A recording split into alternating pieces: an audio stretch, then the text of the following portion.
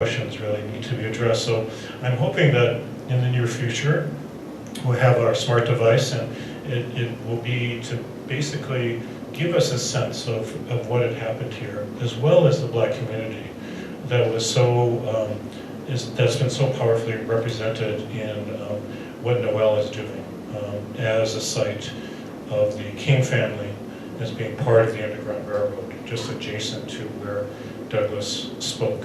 So how can we evoke these things in ways that really make us care and want to learn more, to kind of get us started on this interest, not so much to be some kind of lecture about what's happened. Yeah, I can imagine a Yelp that's like, Yelp, a ghost. You've just tread on. Or even checking in. I don't know if people still use Foursquare. Foursquare, like checking in, Or you finding can call, a ghost, or from someone and they're like, Oh, yeah. hi, Call, I'm right? Anyway, take that. Oh yes, there's so many, I love it, there's so many ways to take that. So this isn't actually one of probably many things that I would love to see actually done is a suggestion that, I think it was the College Art Association's journal that after, Charlottesville, they had a big, asked everybody, a bunch of people for a paragraph of what do you think should happen to Confederate monuments, right? And Mary Kate Nelson said that what she would like to see happen is that they be smashed in place and then left that way.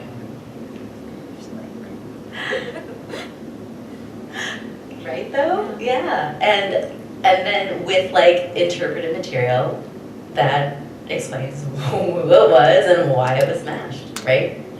And I really like that idea. yeah, I kind of like it, and I imagine that there are places where there would just be a lot of smashed rubbish, and I like the idea of thinking about white supremacy as smashed rubbish. So. Smashed rubbish that is still there. That's still there, me, that's the important part, is that it's not carted away, right? It's not taken out of sight, because, actually, frankly, this is something I feel like I encounter literally every semester teaching undergraduates. They have no idea why blackface is wrong. Because blackface minstrelsy has just been erased from our public consciousness so much that they just are like, oh, well, they're just trying to look like black people. What's wrong with that, right? It's just a joke, or it's just Halloween, or whatever, right?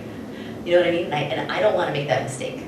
I do agree with the people who are like, oh, well, if we remove them, then we'll forget that we used to honor white supremacists. We honor a lot of them, but we used to honor, Confederate generals in our public space. But I don't want that to happen. And, I'm into material culture. I study material culture. I think what hasn't been said is a lot of the Confederate monuments are made out of really cheap material. So they're not actually well made or well constructed. So I think smashing them would also reveal how flimsy and poorly constructed they are. And a lot of them were built in the 60s, so they weren't actually built during the time of, for example, Nathan Bedford Forrest, most of his monuments in Tennessee were built 64 on. So that kind of coincides with the history of the civil rights struggle, that was their pushback of building monuments to Nathan Bedford Forrest. So I think smashing them, I'm joining that team, the smash team, would also reveal how flimsy the materials are. Yeah. So on that note, are there any questions in the audience? Questions, comments?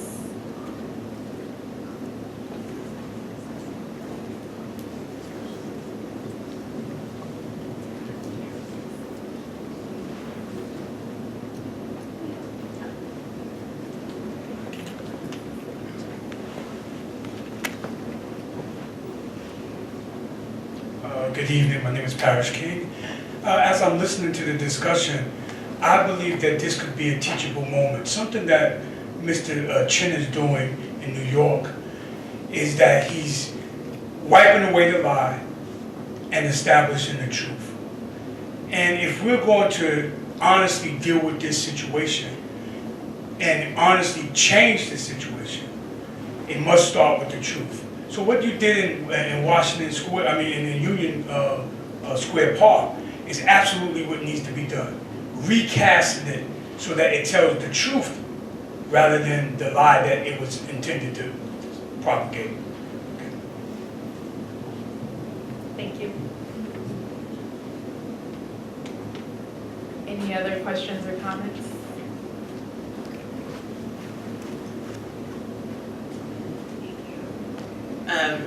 I'm actually from Virginia, so this conversation triggered lots of terrible childhood field trip memories. And the little black girl that lives inside me thanks you, Marisa, for all the work that you're doing there. It's scary there. But with that in mind, I'm wondering how we can sort of address the conversation about monuments being very like Eurocentric and phallic anyway. So in what way does this process of questioning the building of these monuments and then tearing them down, like also question that as a tradition that's like, it's very European, right? So when we're thinking about indigenous histories, indigenous folks honor people differently. So where does that fit in this sort of conversation about monuments?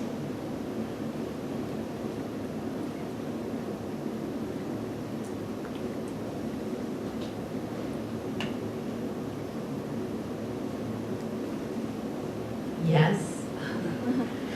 Thank you so much for raising that. Yeah, and I think that was, I guess, partially implied by what I was talking about in terms of, the trajectory of my own work on monuments. Yeah, to be honest, I guess I'm not disappointed because that would imply that I was expecting better, but maybe I guess I'm just a little annoyed that the thing that the city followed up y'all's commission with was, okay, great, let's build some monuments to women now, right?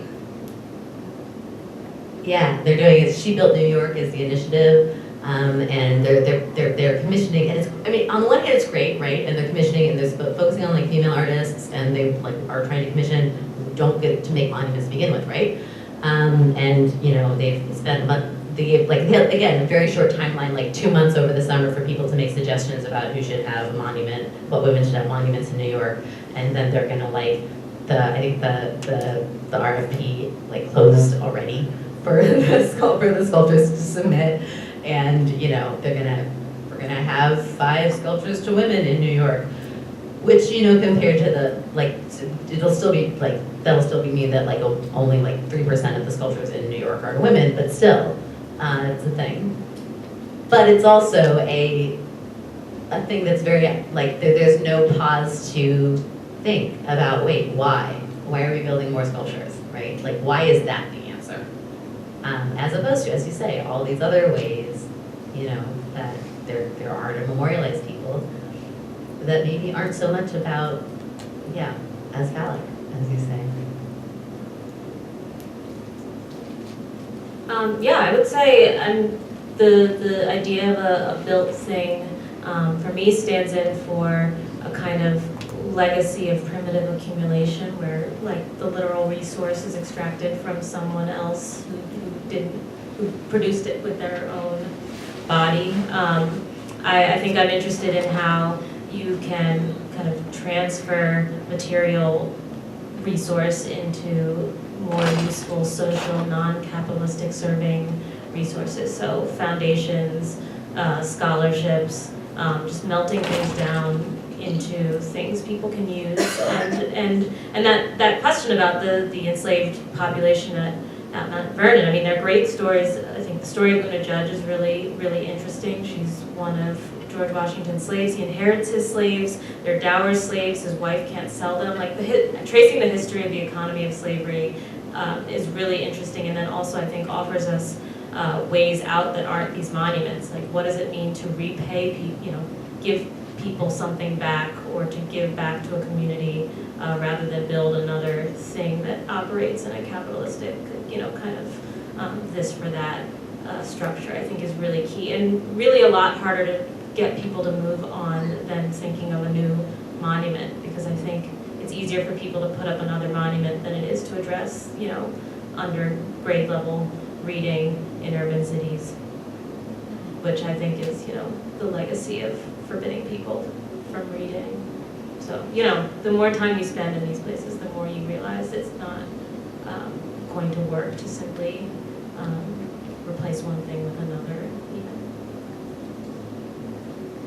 Just quickly, if we're to think of monuments as creating a certain kind of civic sphere over time, rather ragtag, but representing different groups with that kind of power to do it, then I think it's now time for a new paradigm of civic culture making. So how do we do that becomes the question. And I think using monuments or markers or, although public art I think is a more interesting possibility, in some ways that might be a wonderful, beautiful transitional form in which new kinds of civic memory can be created that are not strictly fetishized as material objects or phalluses, but also other ways in which we can memorialize and also think about the future. Because really, all of these questions are also about the future and the future we imagine. The fact that Confederate monuments were built in the 1960s were, yeah, about the past, but there are also comments about the present that they wanted to project into the future. So these are as much about the future and the values that we are trying to inscribe as anything else. So what is that future that we, in a new, much more dynamic, inclusive, decolonizing kind of civic culture can create together? That becomes a really fascinating, important question. And how can we create those spaces for that discussion to be happening?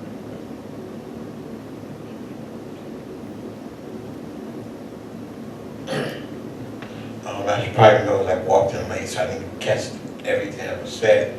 However, I think the statues or the monuments should be maybe housed, not maybe snatched, but housed, and then maybe we have the lie written there, then the truth. And then if you have the truth written there, then the nation will grow.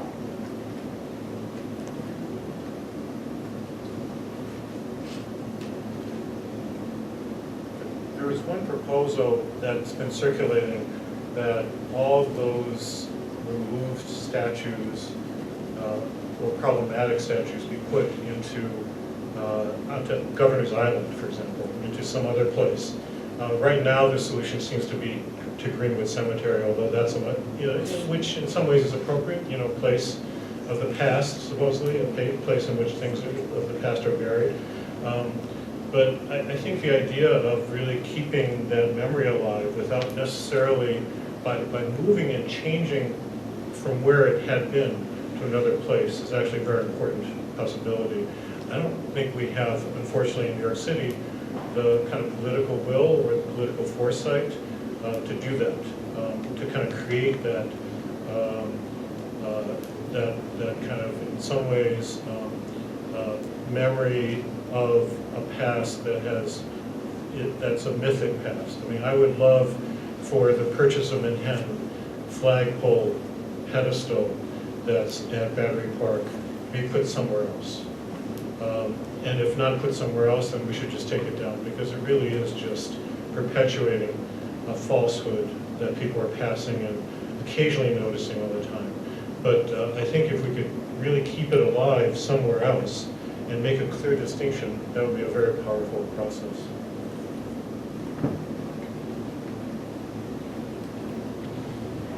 Any other questions or comments?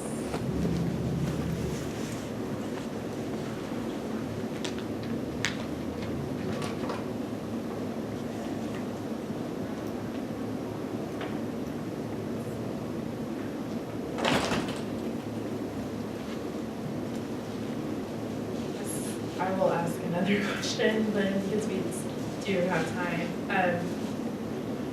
In what ways do you think public art or organizing that's been done through decolonizing this place has held museums accountable? So I know we've talked about public monuments and large pieces of material culture, but what about the smaller monuments that are kind of kept and preserved and exhibited in museums?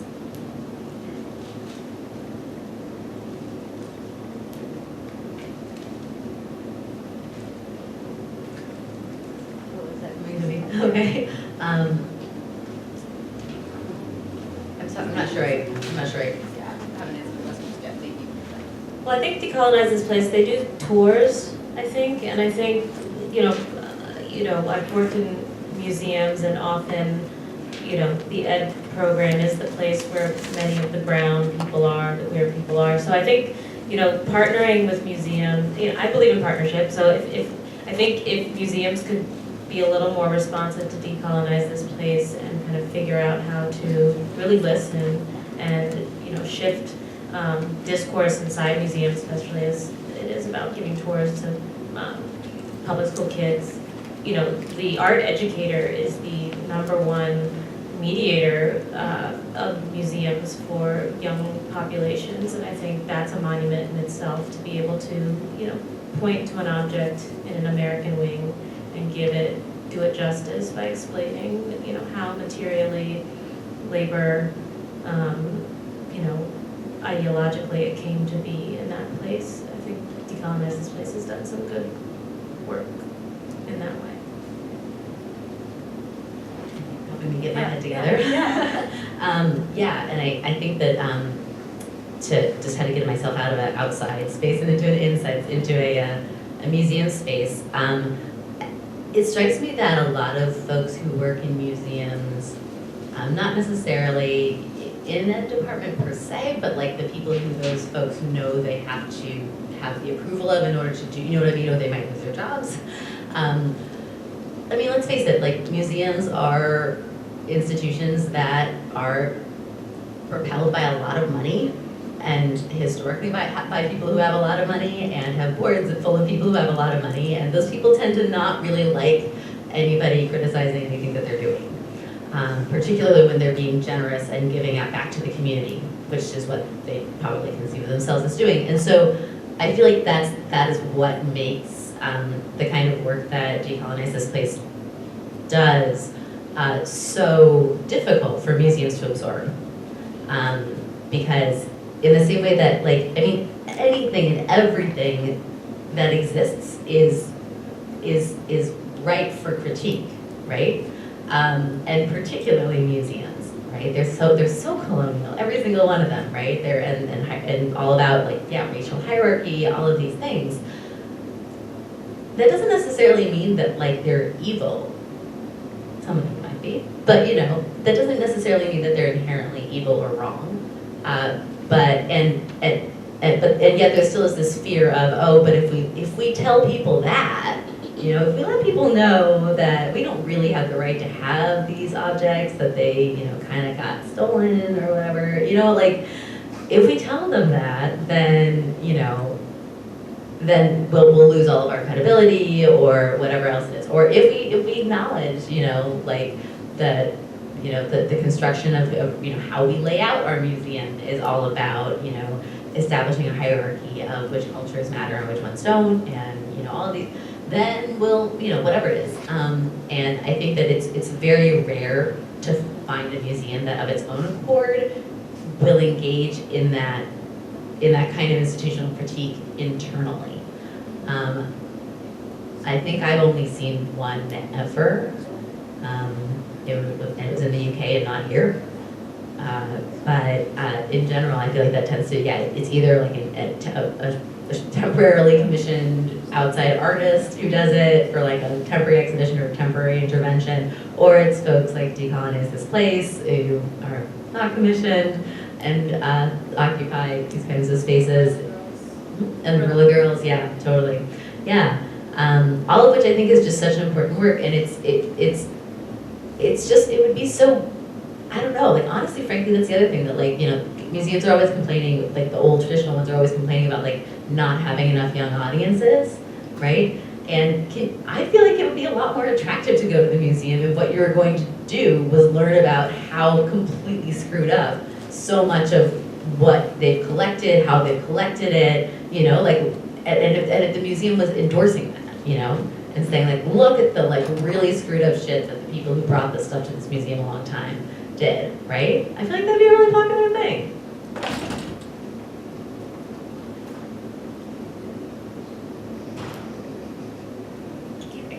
Okay.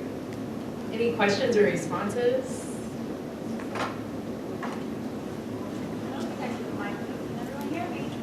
I'll put the shout louder.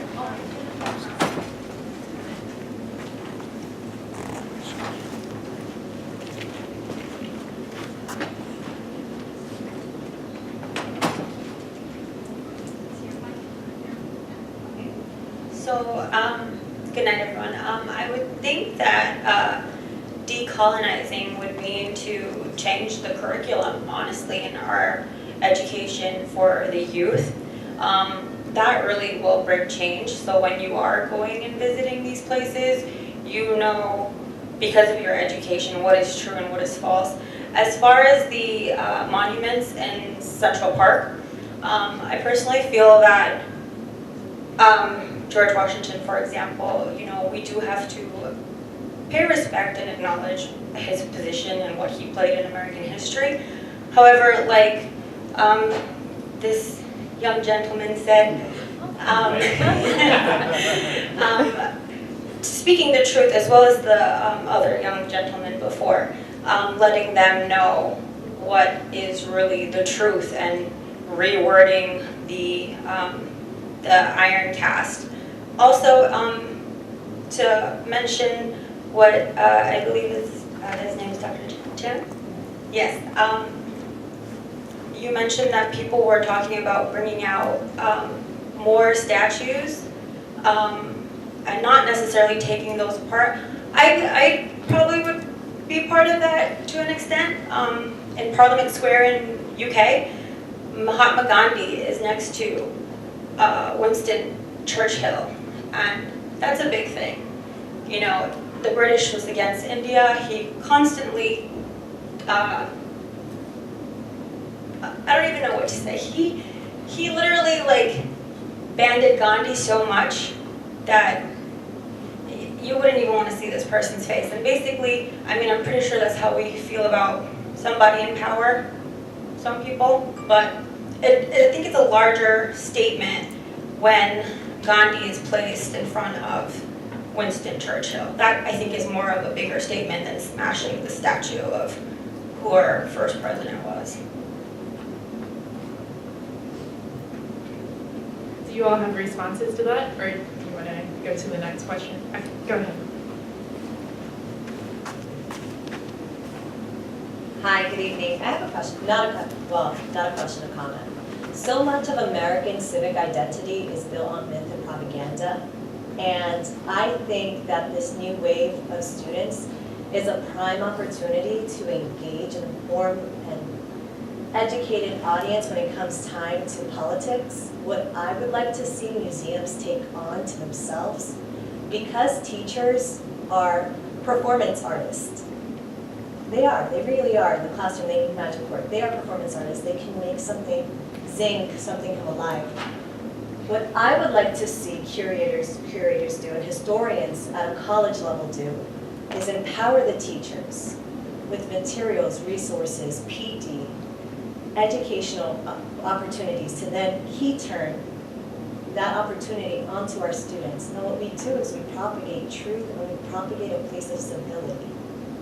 We propagate an opportunity to have the meaningful discussion of what is history, what is heritage. How do we form identity when so many of us, this isn't our homeland? And how do we create community and build unity within our community to then heal from the traumas that so many have encountered coming here, staying here, and creating a future family here as well. So that's my commentary on how I would like to see museums take that brunt of the work, and how I would like to see learning institutions in the college level take on that brunt of the work and help our public schools take on that knowledge and help out our younger folks so that we can have that turning point in our history for civility and civic identity to be formed on truth and civility.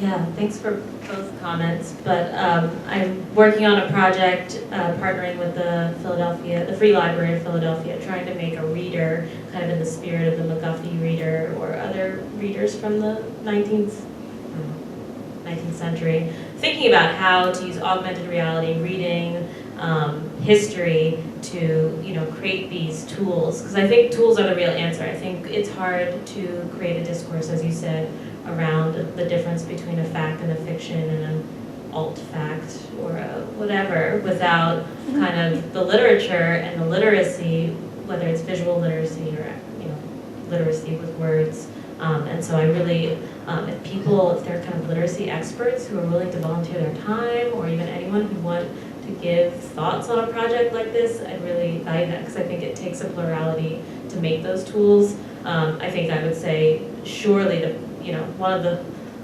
roots of the problem is a kind of hegemony in education systems that keeps monuments alive that aren't based on kind of a more pluralistic truth. But that comment really resonated. Thanks. Beautifully put. I would just add that part of this question is an archival question in terms of making these materials that can be immediately useful, both visual materials, maps, documents, whatever they may be, interpretations, immediately available for the public, so that teachers K through 12, K through 20 can really immediately have access to them and really use them. I also feel that this is the responsibility of universities, that we are in a privileged position to be able to have access to that, but also sift through them and create them in ways that are really productive and useful, that are critical archives, and that we have the responsibility to be working with teachers and facilitating access and the process. So I'm hoping some of these things, and I know that's something that many universities have done over the years, and sometimes there's funding, sometimes they're not, but it almost needs to be something that we have to do. That is very- Over and over. Over and over. Yeah. It never ends. Yeah.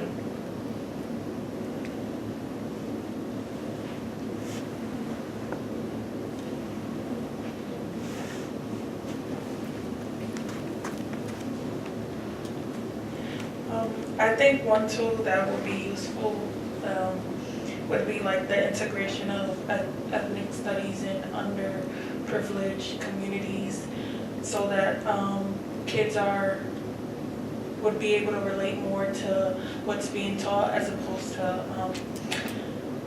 white America. And like, I think that would make a huge impact with people wanting to create movements so that change is visible, and also passionate teachers as well that are willing to see and want to see students grow, as opposed to teachers that are just teaching to get paid and not really focused on an individual. Thank you.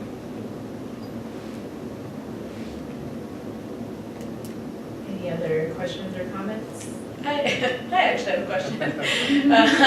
So, Dr. Chen, you sort of discussed this idea that to sort of warehouse these memorials is maybe something that the city of New York at least doesn't have sort of the wherewithal or the foresight to undertake. And a question kind of raised in my head when you said that I don't think I even thought I would come in here with, which is that I guess I'm curious about if there were public officials actually sitting on that commission with you. Were there politicians? Were there public employees sitting on that commission? And maybe like, what is the role of actual policymakers in this process? Because it seems to me that, I mean, going back to the fact you're talking about Virginia, right? It's legislatively created, or you can't dismantle these things. So I guess I'm just curious, like, what is the role of people who are in power, and also like, what is the level of education that these kinds of people even really have on this topic? Those are great questions. And they also speak to what would be a much more engaged, effective process that usually is not anticipated or taken into account. I would say that besides the official 15 or so commissioners, there were also other people who were representing different parts of the city. So the Parks Commission, which is actually responsible for taking care of a lot of these monuments. In fact, there's not enough budget to take care of them. These are kind of built and donated from some civic organization. Like the Columbus statue is really from Italian Americans who were responding and reacting to the lynching of Italians in Louisiana, for example, and wanting to grasp and hang on to the hero of the white Anglo-Saxon Protestants, Christopher Columbus, and make Columbus theirs also, and saying that we are really true Americans just like you are. Right? That was donated, and then the city is left with, as the Parks Department left with, maintaining them. The budget for that is not there. I was sitting next to a vice, somebody's second in command, I'm not sure what the person's title was, of the Parks Department, and they were there listening and also asking questions, and they really weren't sure what to do with what the recommendations were going to come out with, and they didn't necessarily have the wherewithal. As we know, a lot of the public sector is underfunded, and the parks can barely do what they do, and they require having these public-private arrangements to kind of keep them going. So there's a complex set of politics that are there, but I think in the best of all worlds, yes, there should have been public employees, people who are actually working in the parks, contributing to thinking through these questions, neighborhood associations who could be increasingly invested with what role they can play. But that requires a kind of paradigm of participatory involvement in the city government, and it gets to be kind of tricky waters in terms of how that actually may happen. But I think you're pointing in a direction that actually is very good and useful.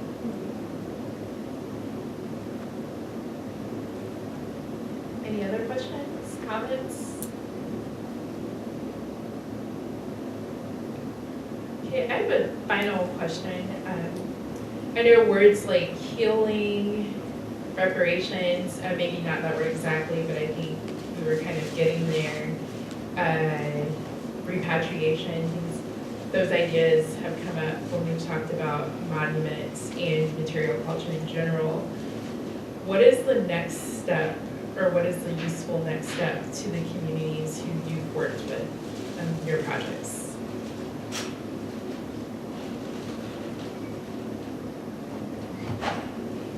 So it's, in one part, dealing with the actual material, but what happens after that, essentially, is the question. Well, just one quick reflection on what's happening in terms of those who have been advocating for the removal of, let's say, the Teddy Roosevelt statue. I know that there are people, colleagues, who are now writing chapters and writing books about that. Is that enough? No, it's not. But a lot of the graduate students are involved in decolonizing this place. I know will be deeply impacted by that involvement. And just like my experience of being involved in the anti-Vietnam War movement had totally changed what I did, I think it's changing generations of graduate students about thinking about what does it mean to be a historian. So there's that kind of unanticipated but incredibly important longer-term multi-generational